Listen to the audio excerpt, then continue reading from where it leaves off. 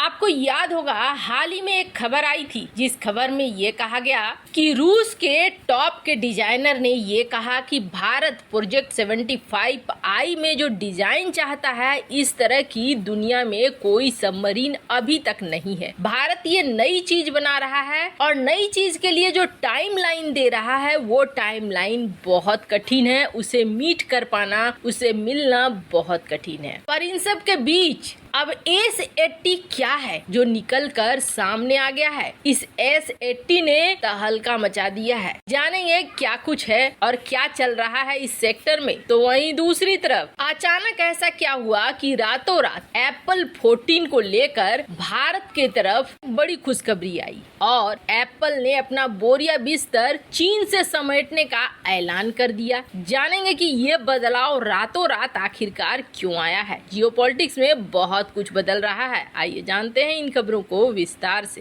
Apple ने अचानक से ये ऐलान कर दिया कि iPhone 14 जो बनने वाला था चाइना में, ये चाइना में न बनकर अब बनेगा भारत में। हालांकि एप्पल ने इसको इस तरीके से नहीं कहा है कि हम पूरा का पूरा उठाकर यहाँ ले आएंगे, पर उन्होंने कहा है कि एक बड़ी संख्या भारत में बनेगी और इसके लिए चूंकि अचानक से ये ऐलान हुआ है तो भारत को 2 महीने का वक्त दिया गया है कि भारत तैयारियां कर ले। अब बात यह है कि भारत में पहले से भी फॉक्सकॉन और भारत का जो एप्पल है वो मिलकर बनाता रहा है, लेकिन ये पुराने वर्जन थे। iPhone 14 तो एकदम से लेटेस्ट है और लेटेस्ट के लिए कितनी मारामारी मचती है ये देखा गया है आईफोन के ब्रांड में। फिर अचानक से जो एक सप्लाई चेन, एक सारा चीज बना हुआ है चीन में, तो वहाँ से उठ के भारत क्यों आ गया? तो इसके पीछे एक कारण है और ये कारण एप्पल को बहुत ज्यादा दबाव में ला रहा है। दरअसल होता क्या है, एप्पल में ज्यादातर जो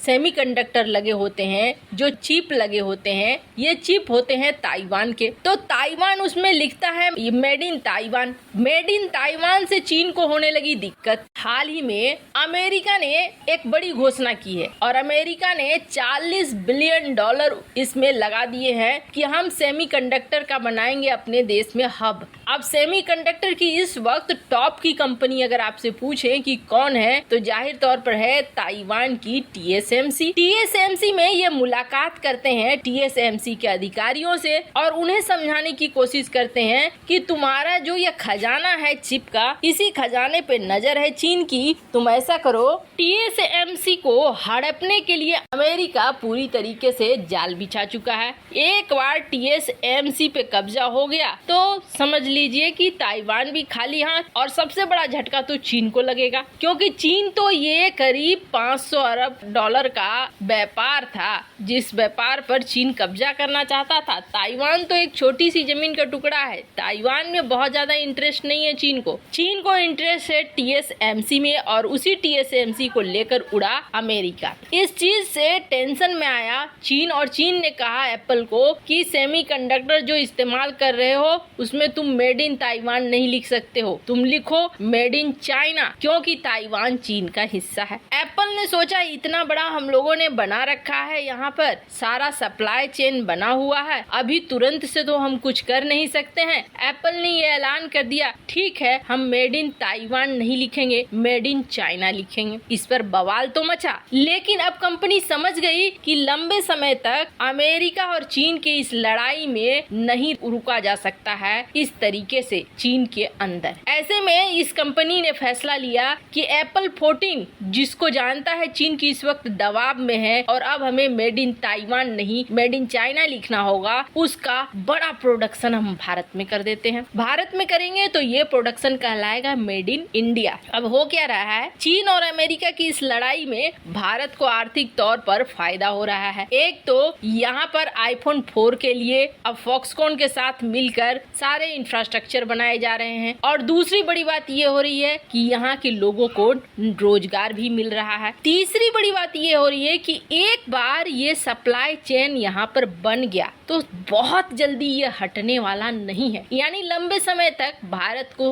होगा फायदा ही फायदा। ये भारत के लिए बहुत ही ज्यादा फायदा लेकर आ रही है। खैर, जहाँ एक तरफ ये सब कुछ हो रहा है तो वहीं दूसरी तरफ तो बड़ा कमाल हो गया है और ये कमाल ऐसा हुआ है जिसे भारत भारत इनकार नहीं कर सकेगा। दरअसल हुआ क्या है, स्पेन ने बहुत सारे खतरे देखे और खतरे देखने के बाद स्पेन ने सोचा कि समंदर के अंदर एक ऐसी खतरनाक चीज बनाई जाए जिस खतरनाक चीज का इस्तेमाल हो खतरनाक मिशन के लिए। और इसके लिए स्पेन ने बनाया S-80, खास तौर पर समुद्र में खतरनाक मिशन को अंजाम देने के लिए। अब ये खतरनाक कैसे हैं? सारी सबमरीन्स तो अपने आप को खतरनाक ही बताती है, तो इसकी जो खासियत है उसे सुनेंगे आप तो लगेगा कि हाँ सचमुच ये है। ये पनडुब्बी पानी के अंदर जैसे अदृश्य हो जाता है कोई चीज, वैसे ये अदृश्य रह सकती है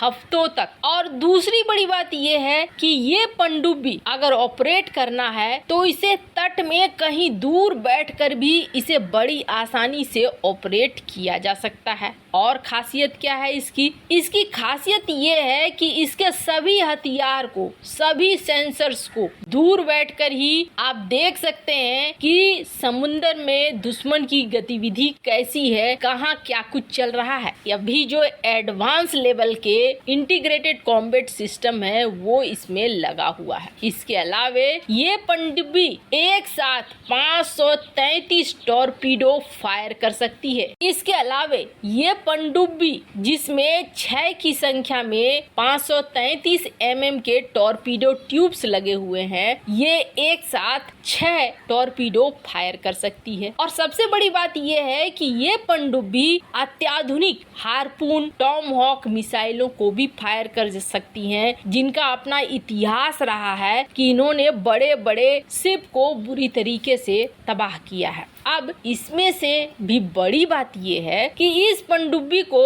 एक बार में 30 से 55 दिनों तक पानी के अंदर रखा जा सकता है, क्योंकि ये फ्यूल के लिए बाहर नहीं आएंगी। फिर आप सोचेंगे ये न्यूक्लियर सबमरीन होगी। न्यूक्लियर सबमरीन पानी से बाहर नहीं आएगी, लेकिन ये शोर बहुत मचाती है, इससे पता चल जाता है। तो फिर ये अदृश्य हुई कैसे? तो आपको बता दें, इसमें लगी हुई है वही AIP टेक्नोलॉजी जिसकी मांग भारत कर रहा था अपने प्रोजेक्ट 75I में। और इस AIP टेक्नोलॉजी की वजह से इसे सतह पे आने की जरूरत जल्दी जल्दी जैसे डीजल में पड़ता है वैसे नहीं पड़ता है। और ये सबमरीन AIP से युक्त है, ऐसे में कोई आवाज नहीं होगा। ऐसा लगेगा जैसे पानी के अंदर ये गायब हो चुका है, पता ही नहीं चलेगा कि पानी के अंदर कोई पनडुब्बी तैर रही है। अब सबसे अच्छी बात ये है कि S-80+ की ये पनडुब्बी है जिसका निर्माण किया गया था स्पेन के इंजीनियरों के द्वारा, और ये अभी स्पेन की सेना में शामिल है।